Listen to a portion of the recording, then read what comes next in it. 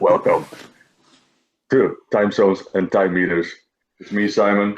It's Josh, the Prog Wanderer. Has the Prog Wanderer heard of a band called Genesis? I have heard of a band called Genesis, and Most people have. yeah, pretty a little bit popular, especially in like the Yeah, '80s yeah, with the yeah, with the yeah, later yeah. renditions of their live, right? Right, right. Yeah, But for people that has a moniker with the word prog in it, maybe the 70s is more appreciated. yeah, and I think that's the thing about this album. Sorry, this band too, is that they had like a few different iterations that are pretty significantly different, and they found Yeah, so much success at different times with different people, and so I think that's the really interesting thing about this band specifically. yeah, Obviously, they yeah. yeah, exactly. Making an album study of their 1973 album, Selling England by the Pound. Classic year, 1973. Dark Side of the Moon, Larks, Tongues and Aspects, Allman Brothers and Brothers and Sisters, to name a few. Can you think of any more? There's plenty. This is your expertise on that year, not me. Tales of Topographic Mountains, I believe. Yeah, but I get years confused. But Yeah, yeah, it's absolutely one of those big prog years, and certainly for Genesis. yeah. Um, This is kind of the. A lot of people think this is like their, what is it, like magnum opus kind of thing. This is like their yeah, best piece of work. Well, many people would say that. But yeah, what do you think of it? Just generally speaking, do you think it's their best album? I think so. I think so. I think they've done a lot of good stuff, and like you say, a lot of different stuff. Hmm. But I think this is my. It's no hot take that this is absolutely one of their It's right up there. masterpieces. Yeah. Um, what's your relationship with this album, So with this or album, with Genesis in general? Genesis, look, Genesis is okay. So if we rewind a bit of time when I decided to start sort of prog wandering, I guess you'd say, back in many Yeah, years ago in a galaxy far, far away. No, actually not that long ago, probably about 3 or 4 years ago. I decided I would like talk to a friend who's a big prog guy, and I asked about classics specifically. I'd heard of a band called Pink Floyd, and and I was just asking him about the bands that sort of influenced many of the acts that I liked so much, being like Riverside specifically, and a few others too. And we ended up going through just, I guess, just one big band from the '70s, '60s, '70s, right? And I just went through them just one at a time, just tried an album, tried an album, tried an album, tried an album. And this was, if I remember correctly, this was the first album that I was given for Genesis specifically. And so I dipped in then and thought I preferred it to the King Crimson, I preferred it to Camel, I preferred it to like those sorts of sort of albums or bands. So it was probably my higher rated one. And so then I explored their discography a little bit, not 100%, but just sort of went a little bit more recent as well. And I quite liked, especially the some of the poppier stuff that they did too. So I'm one of those people that, even though I love my progressive music, probably would prefer a little bit sort of later in their sort of yeah, like career, generally speaking. But I don't know. This is probably, I don't know. My favorite album is definitely Wind and Wuthering. Like that's my favorite Genesis album. Like I think there's some really cool and sort of emotionally charged stuff in that. But this one here, there's one or two songs on it that are obviously big standouts. So anyway, that's my story. And now I've come back to it, and I'm having another bit of a delve into it at the moment. well, okay. So I'm also, of course, came from more prog metal or modern prog, especially with like some exceptions of Pink Floyd and some bands. But I had not really listened to Genesis until recently, like recent years, and this album was part of putting me on this slippery slope, the ruin of old school 70s progressive rock. So, I mean, absolutely one of the albums that have contributed to my obsession with 70s prog. So I hold this very dear to me. I've been listening to it regularly since my discovery of it, which I cannot exactly tell you when it was, but What's it feel like? you know, Like 10 years? no. I think you can count it on one hand, I would say. Yeah, okay. With Yeah, this album. right. But a lot of listenings to it. Yeah. Yeah, yeah.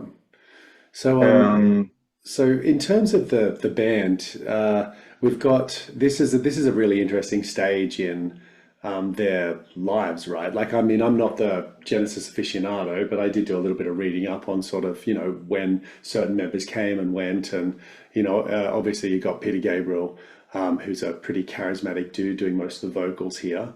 Steve for Hackett. sure. They've got Phil Collins as well on drums now by this stage, don't they?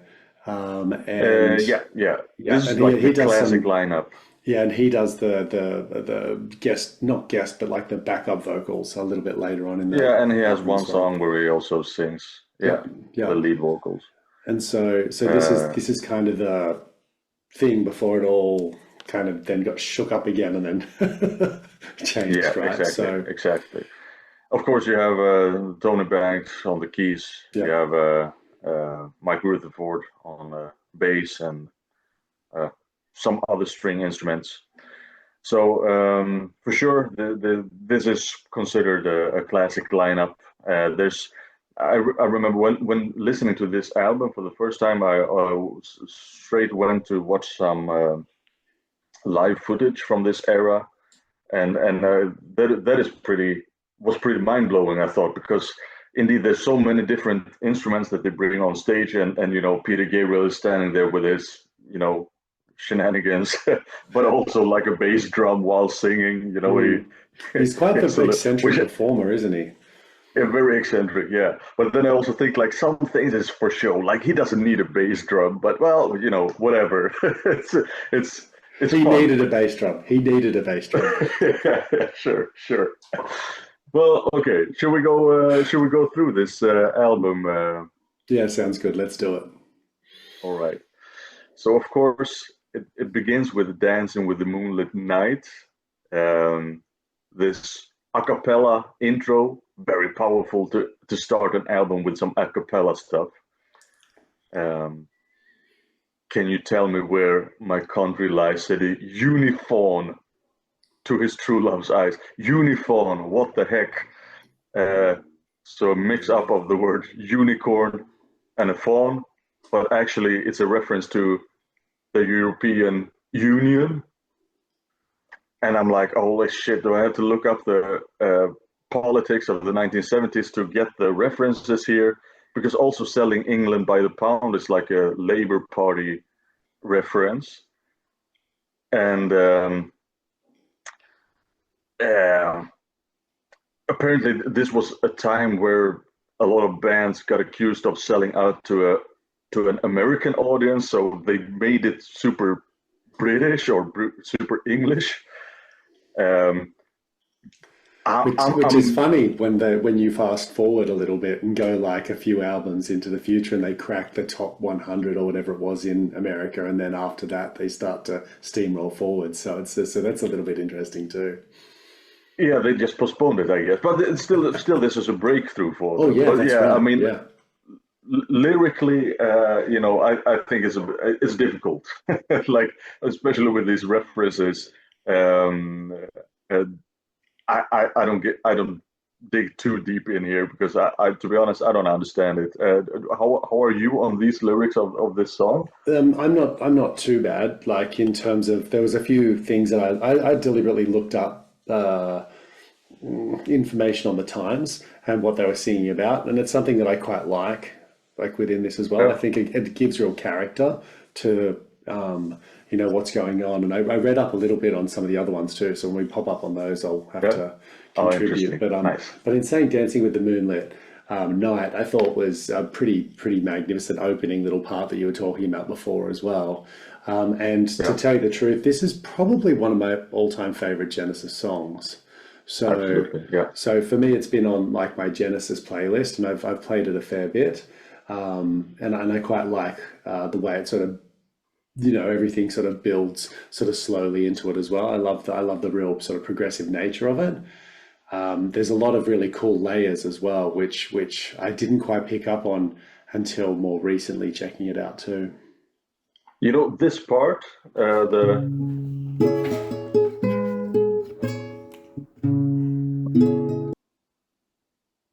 that little guitar thing, it sounds so much like a lo-fi hip hop beat or something. Because they also, and that's maybe especially in the later on this album when it comes back, it has like this hi-hat thing. It's so very different from a lot of things from this time. Just Mm. that little section, that kind of like raised my eyebrow a bit, and I was like convinced that I've heard this sampled somewhere, but I could not. I can't find that back. Mm. Um, but yeah, absolutely. Yeah, and then of course it goes more into a orchestral thing, more instruments. The guitar gets more of like a classic thing until it breaks in with a electric guitar, more classic rock. Um, and yeah, it has everything that you want in a prog song. It has pompousness, solos, time changes. Yeah, the whole package. I also love this song. Absolutely, a top tier It's Genesis it's song. it's interesting because I actually was turned off this album when I first heard it. When I got into this song, when they start soloing and they start doing that stuff, that's where I started to get lost, and that was where I Oh was yeah, like, oh, I don't know if I like prog. That's what I was kind of thinking to myself when I first listened to it. And so, although my ear is definitely changing and definitely developing as well, I do find like you could have probably chopped a bit of time off this, yeah. and I would have loved it just as much. So, Uh, you know, but Genesis for sure has like this thing that they, especially the old Genesis. If you take the album before this, Nursery Crime, it's way more of that, where it's like, mm, it's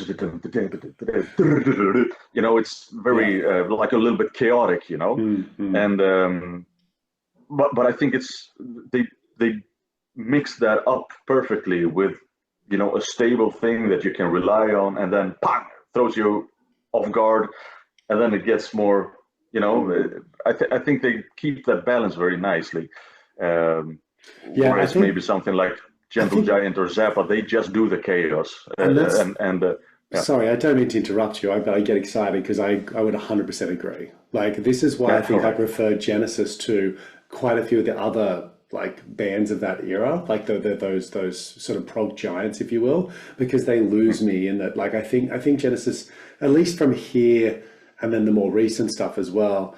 I think from this point in their discography, they managed to keep the songs, they keep the tunes, they keep there's enough that's consistent in it for me to feel like it's actually connected. And yeah, so, yeah, for sure, yeah, for sure. that's I think a big part of Genesis and why I think they could be my favorite of the more traditional. I also like the way more chaotic predecessor, Nursery Crime, as well. Yeah, And before that, Phil Collins was not in the band, so then it's a little bit simpler again. But yeah, um, yeah. After that, we have like this apparently a lawnmower sample that is that what it is? like a droning, which leads into this also very typical Genesis thing. It's 12 o'clock and it's time for lunch. Dum de dum. It's so you know it could be nobody or no one else than Genesis doing that stuff. Um, Yeah, is it it's even Peter Gabriel who says that, or is it Phil Collins? To be honest, I think like in this era, their voices are very similar. Yeah, it looks like to me that seems like it was a deliberate choice too, right? Like, I definitely think Phil Collins sort of comes into his own a bit later, but he's trying to create like a harmony or some form of a soundscape that's congruent with sort of Peter Gabriel as well, Yeah, or at least that's the what it matches are seems. very, yeah, yeah. Um, in this track, the guitar has way more of a background role, not so in the front at least. Mm. Um, apparently Steve Hackett is also incorporating the electric sitar. I don't know exactly where I find that. I think the drums are, or like the percussions. There's a little bit of percussion stuff, which is maybe the main thing of this track. What do you think of this one? I like it. I think it's got a bit of a quirky opening, is what I wrote down. And then I thought it was good. It's got, I don't know, would psychedelic be the?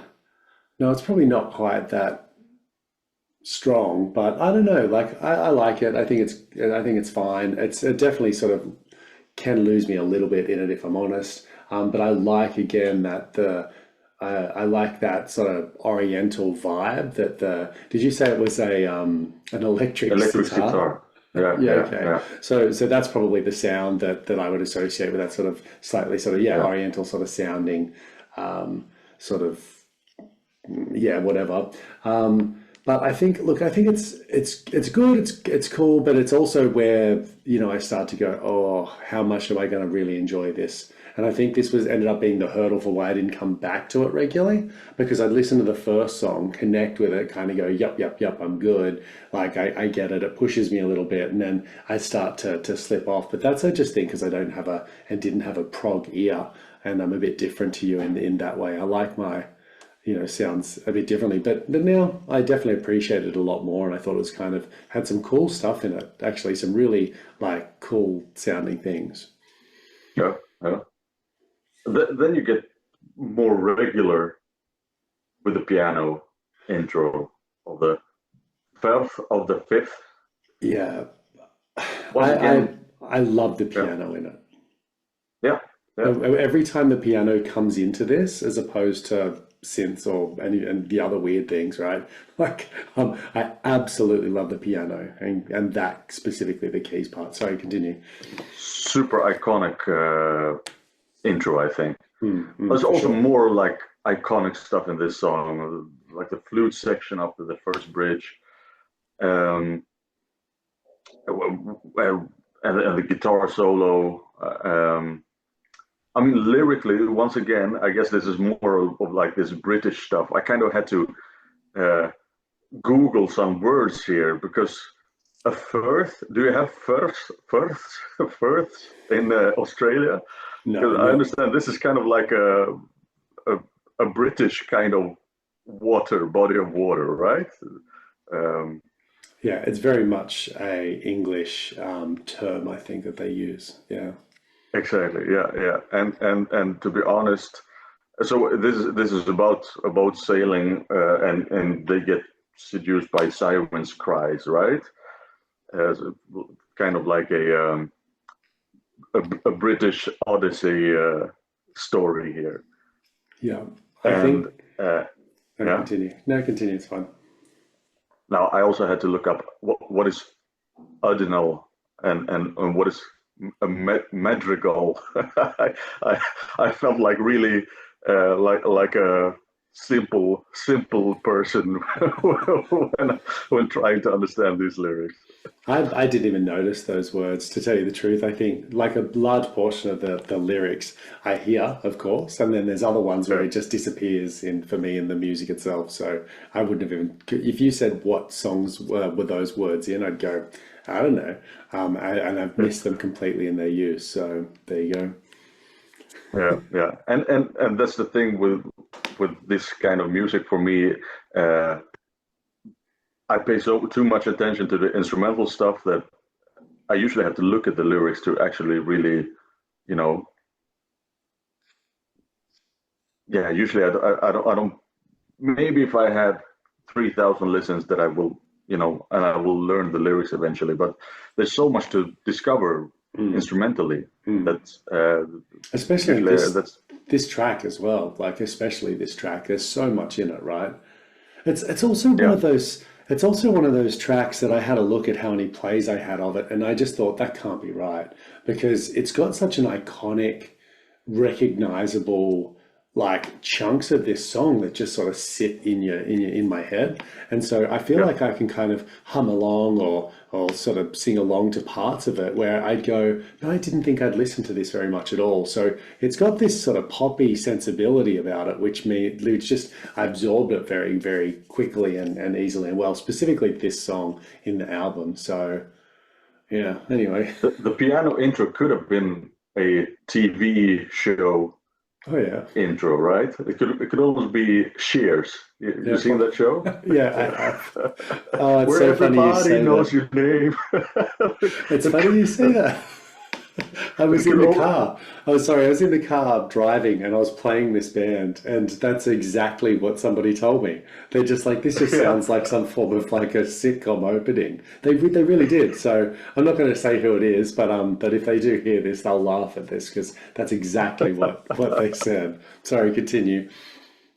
Yeah, no, I mean, but it sounds good, and I mean, sure, I like the Cheers intro as well, but yeah, no, I think it's the same key, or at least the same kind of chord progression there. Mm-hmm. All right, no, but I think another top tier song, and then you have this little guitar ballad, I suppose, which is just so very Phil Collins, like because of their similarities in the voice. I'm This talking is about more more for for me. me. Yeah, Yeah, yeah. yeah, yeah.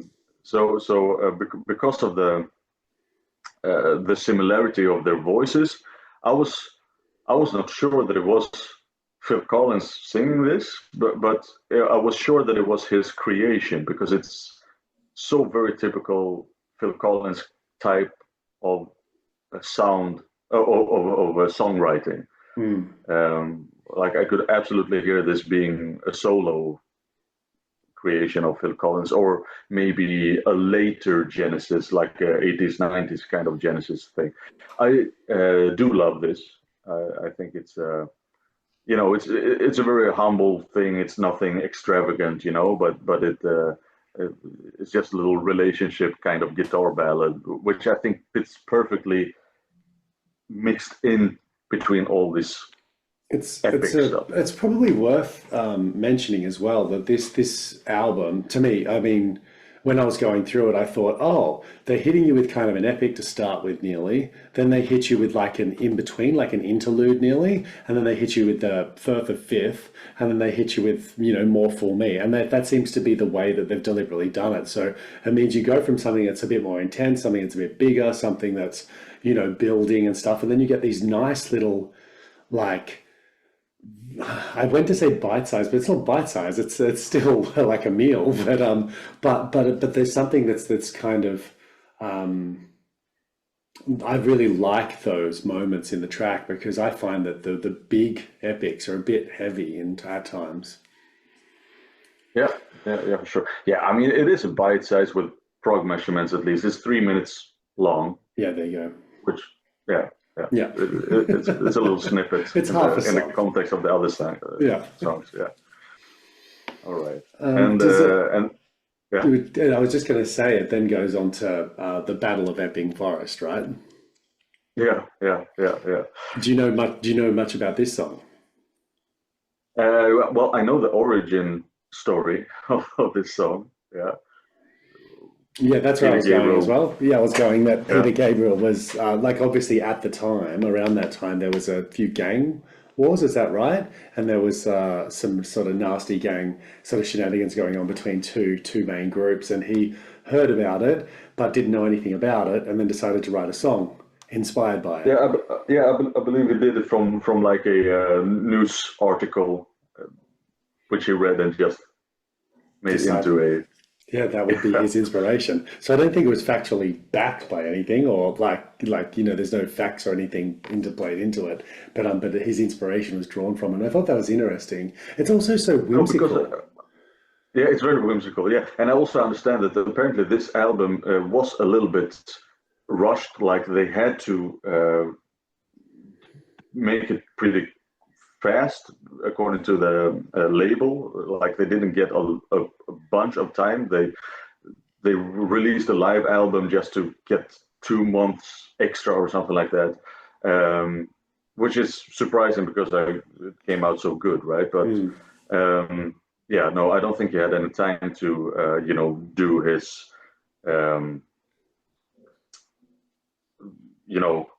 drawn out songwriting process that he does nowadays, where he goes 10 years without releasing things. I think the like this song is funny because it seems like it has so much of like a heavy topic, but such a light, complex, like whimsical is the word that comes to mind for me. That sort of, I don't know. It's such an ambitious. I think it's a really ambitious track. I think it's the complicated one. It's the one that it definitely loses me at times throughout it as well. But it's got some really cool stuff in it, and it's definitely quite complex. But it has this like whimsical undertone, which I just don't know if it suits the topic for me. Like I appreciate that, but also I'm a little bit like, yeah, I'm unsure about it. Yeah, it's absolutely whimsical and a bit chaotic, just like the album before. I think that this, if there's any track I skip, is this one. The other ones are non-skippable. This one I think is skippable. Yeah, right. I'm really surprised by that. I thought I was going to be saying this stuff, and you were like, "What's wrong with you, man?" Like, no, I thought this would be your favorite I think track. it kind of doesn't really have maybe like this. I think it kind of needed a stronger hook or something that is a little bit more, yeah. I also am not a big fan of like this honky tonk ish piano in the chorus, or it's like this island xylophone kind of. Yeah, no, that's not really my cup of tea. Yeah, okay, So, that's I think it might have had potential if they maybe would have changed the chorus up or something. But no, if I skip anything on this album, it's this. yeah, okay. There you go. So we have I'd probably say it's the one that loses me the most, Yeah. like of everything in it, and I think it's the most challenging to stay engaged with. I find, to me, it's just a little bit too much at times. But I like bits of it again, and I sort of have now played it like 7 or 8 times, and I definitely think that it's got some stuff in there, and I think it'd be one of those songs that if I'd listened to this hundreds of times, that I'd probably be getting a lot out of, once I get to that level of familiarity, maybe. But I don't know. And it has a hook for sure. I mean, this chorus is very memorable, but just not. I don't just don't enjoy it too much. Yeah, Yeah. Okay. What did you think of After the Ordeal, which is the instrumental, right? yeah. I think it's a very like relaxing anti-thesis to the previous track. It's so weird that in re-listening to this, because the last few weeks I've been sort of dipping into this album, this has turned out to be probably like the hidden gem for me. I just think it's wonderful. This could be like my favorite. Like I always liked the first track, right? So Dancing with the Moonlit Knight's been on a few different lists for me, but this one not. And it has been the one where I've walked away going, I love that track. Every time I listen to it, I just afterwards go, oh, that was cool. That was great. And I thought it was quite, yeah, maybe it's because of the complexity of the track before it that this one just like was like, oh, I love that. I don't know. I mean, yeah, say what you want, but indeed, the layup of the album they really put the songs in the right order, I think. Apparently, despite the name After the Ordeal, that's how you pronounce it, right? Yeah. Yeah. This was created before the Battle of Epping Forest, so so it's not really related to the happenings of that song, but it could very well have been. Just it's worth saying, if I had an album that was that kind of stuff, I'd be probably pretty sold on that. Like, get rid of the lyrics, get rid of everything else. Like I thought I like that. Like, how long is it as well? It feels like it's about like 3.5 minutes as well, isn't it? Maybe four Yeah, minutes. it's not too extensive. Let me see here. After the or Just gonna, it's yeah 4 minutes yeah, and right. and I don't 15 know. seconds. I don't know. To me, it's nearly like that ends up being like a real highlight of the album when I'm going through it. So anyway, No, no. I've said that like 4 times now, so people are probably going to be like skipping. Josh, he's talking again. Oh my God. I'm here to listen to Simon's opinion, not this idiot. No, no, no, I don't think that's that's going to be the case for people. Um, Yeah.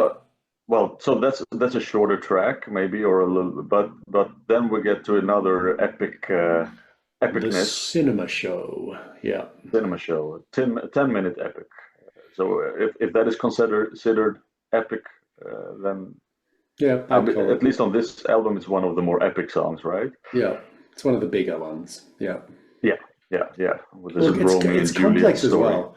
Yeah, it's Yeah. complex as well. Like there's a lot of complexity in this specifically. Where did I put it down? Like I've written down the song builds. It's got some cool layers. It's quite textured as well. I thought it was a really good performance, like lyrically. I actually Yeah. think I like the lyrics and I mean, it has like the first half of it is telling this Romeo and Juliet story, and the second half of it is just instrumental, instrumental section on instrumental section, symphonic structure of it, uh, like this. What I love about 70s Prague or Prague in general, that, but also yes, I say 70s Prague because of the keyboards here. That they, I mean, I guess this is look. I come from a metal background. I've played in bands, but very seldom with a keyboard player. So I I I am learning because of prog rock. I'm learning about all these keyboard sounds, like what is this and what is that, and this is one of those early synthesizers. Apparently, a ARP soloist. It's this super 70s synthesizer sound, right? You hear this sound in 70s synthesizers, and it got exchanged for other sounds in the 80s. So it really gives it this 70s sound, and I love this sound. I guess this together with the Moog, uh, or like the 70s keyboard it's solo sound. it's funny you say all of that because I've also written the last thing I wrote down was I'd probably shorten it. I'd chop some of the second half. Oh yeah, oh yeah, So for me, really? that's what I'm like. Yeah, I like this and I like this, and then I just make that bit a bit shorter, and then I probably wouldn't put that part in. And so I'm so sorry, buddy. But Oh no, man, the second half is a journey. yeah, I Yeah. mean, look, it's a journey for sure. Like I'll pay that. But for me, I probably think I'd prefer this song to have been like 8 minutes. Look, man, I think it's a little bit like if you sometimes see a movie, and you have the story, what you have in the first half, so you get to know the characters, etc. And then comes a battle scene that goes on for half an hour, and I can see that if the battle scene is cool enough, you enjoy it, like Lord of the Rings. Um, but if you're not really feeling it, then this battle scene, it feels like it goes on forever, and so I can see where you're coming from, but I mean, I love it. I think that this is like the stuff. Yeah, Yeah, and the I think, stuff. look, this is why I love meeting up with you and chatting to you about this stuff, is because we do have different opinions. Like I like that. Yeah, Like it's cool. And if anyone's watching or listening at home, like, I think the best thing is that they get a chance to work out like what side of the fence they sit on. The me who wants something a little less epic maybe, or a little bit like noodly, and for you to, it's the complexity and that soundscape as well as so of the time, like you said. yep, And I yep. think I find that a little bit like Oh no, so man. Oh, yeah. I I love that keyboard sound. I wish I never stopped using it. Yeah, it's Um, yeah, and I mean, basically, the album is finished here, but they do come back with Isle of Plenty, just turning the Moonlit Night track into a suite by repeating once again that little Yeah, the lick or whatever you guitar call it. melody. Yeah. Yeah, that's I loved the ending of this. I have to say, the Isle of Plenty, I don't know. So what happened is it actually flows backwards really well. Do you know what I mean? So you can listen to the first one, right? You can listen to the whole album and then listen to the last track and then just go straight back to the first track again. yeah, yeah, Like, yeah, to me, yeah, like it has this like full circle thing that happens, and so yeah, yeah, exactly. it's one of those rare moments where I go, oh, like I actually really enjoy and like that, and so it was a real thing for me. It's because I think the first one or two times that I heard it and then put it away, I didn't even recognize it. Yeah, okay, Maybe I'm a yeah. little bit slow, eh? But that's a thing for me. And I like the what other was way. yeah, and there's bands that are in more contemporary times like did you ever hear No Spoon? Totally different topic, totally different genre. No, you haven't done No Spoon? Oh, dude, I'm gonna have to show you this. It's metal, or at least it's prog metal, but and it's All right. nothing to do with the '70s. Anyone? It's not like it. It's not about it. But it's a kick-ass, like in my opinion, kick-ass album that was released maybe 2023, maybe 2024 early, maybe. But anyway, it's really good, but it starts with this like lovely, it's singing about the street and the house that everything occurs in, and then it ends leaving the house. And so for me, it had this like lovely, like cyclic nature to it as well. And this is obviously done at 50 years beforehand or something. And so I'm not suggesting that they're similar. They're not. But I just mean in terms of like the feeling of how it ends, just is very satisfying to me. So I thought that I was mean, pretty I cool. can probably think of more examples of albums that does this very good, but I could right now I can only think of one example, and that is Iron Maiden's Seventh Son of a Seventh Son, which have I don't think I've done it. seven deadly sins, seven ways to win. Oh, It's just a guitar, seven holy paths to hell, and your whatever it is, and then it begins keyboards for everything. But the album ends with the exactly same little guitar, 30-second guitar yeah, noodle, yeah, the and same motif though. so yeah, Yeah, yeah, okay. and it's a simple trick, but I think I love it when they do something like that, really making it feel thematically complete. Yeah, and I think that's actually a really good word for the whole album, really. It's a very sort of, to me, theatrical kind of experience. And it definitely Yeah. has this, I don't know, it definitely feels like a performance. And I do know that my favorite time listening to this was actually this morning. So I Yeah. chucked it on Okay. this morning, and so we're talking. I don't know how many times I've listened to it now. Probably like on on my records. I think it's understated, but I'm at about 8 or 9 like things through of it. And to me, this morning, like I sat down with a coffee, was sort of slightly bleary-eyed, and just sort of listened to the whole thing, cover to cover. And to me, like that was actually quite cool. And I picked up on quite a few things that I quite liked, just as an experience, if you will, as opposed to, oh, I don't know, like as opposed to trying to get into the music. I was just like noticing it. So I think I had this moment this morning where I went, it clicked, and it clicked in Oh, a maybe you really, were in the right mindset in the like that you were just yeah, paying attention to everything that was going yeah, on, yeah. and maybe that's the proper mindset that you Well, had I was for just going to this. say that I've spoken to so many prog heads in the past who have commented about some of their favorite stuff, especially this era, and I think that's the big takeaway for me is that I feel like I now understand how to listen to it. Yeah.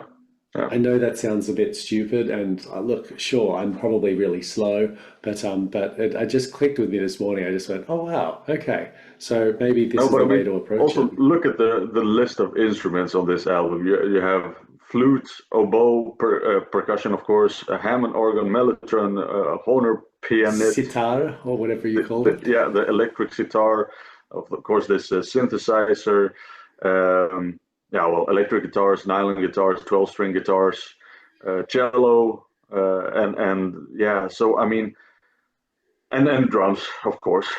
Let's not forget Phil Collins, the main Vocals, instrument here. two different But, vocalists. but yeah, yeah. So there's so much Lawnmower.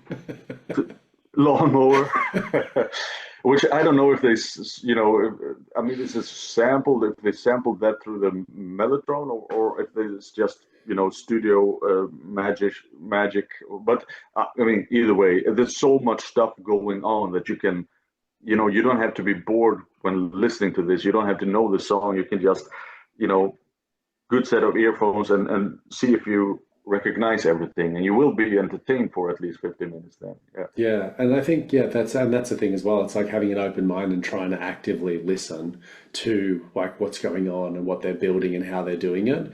I don't know. Maybe I need a few. Maybe I need a minimum of. I always say this. I need like 7 playthroughs of an album before I really truly feel like I get into a stuff anyway.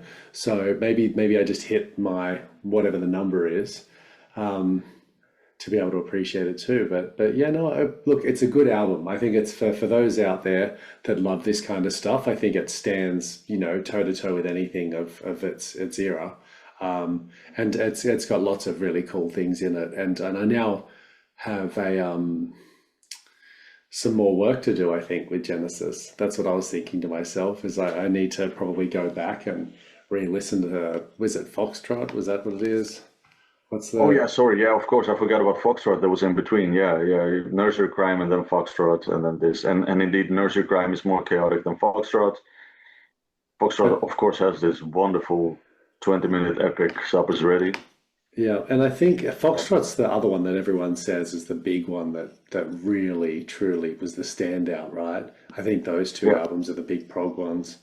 But and I should probably do, as I said, I've always liked Wind and Wuthering. I think I don't know why, but that's a To be yeah. honest, there is like 3 Genesis albums that I am still saving in my, you Yeah, know, okay.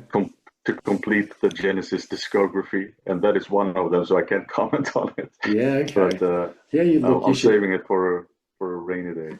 Yeah, well, there's Blood on the Rooftops as one of the songs, so maybe a rainy day is appropriate. Raining blood. Yes. Yeah, Yeah. yeah. But anyway, thank you for for your time, Simon. Thank you so much, everyone, for tuning in and listening. If you've listened this far, please like, subscribe, and help us out a little bit if you can, just to get a bit more exposure. But yeah, until we see each other again, what's on the cards next? Oh, are we meeting with Ian from Rhyme Signatures?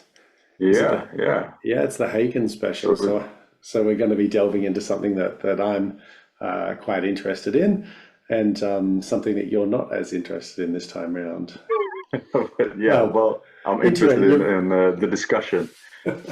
Yeah, and of course, having Ian on board is awesome because he's a really lovely guy It's a and blast. Yeah. he knows his shit too. So especially with this Yeah. band, so I reckon I'm going to learn a lot from him when he turns up too. So anyway, thanks for joining us. You can look forward to that one. And until we meet again, we'll see you guys. Yeah, later. Bye. Yeah. Bye. All right, man.